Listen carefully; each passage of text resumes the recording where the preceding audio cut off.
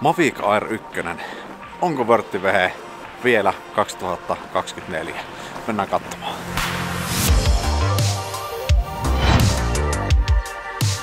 Mavic Air-sarjassan ensimmäinen tuli markkinoille 2018 ja itse ostin sen loppukesästä. Nyt vaan työn puolesta on päässyt lentelemään Mavic Mini 3 Prota, joten tuo drone on ollut aika hyvin kaapissa. Nyt tuli hyvä sauma lähteä testaamaan vanhaa dronea, että pärjääkö se näiden uudempien kanssa enää millään tasolla.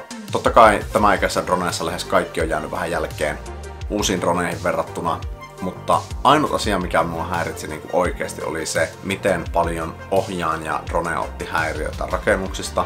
Signaali pätki aivan järjettömän paljon ja se ei tehnyt lentämistä yhtään mukavaa. Mutta muuten kamera aivan jees, varsinkin tämmöisellä kirkkaalla kelillä. Summa summarum, ammattilaiskäyttöä en enää tämmöistä laittaisi, mutta harrastekäyttöön ihan jees peli. Kiitos kun katsoit videon, ensi kerralla toivottaa muuta.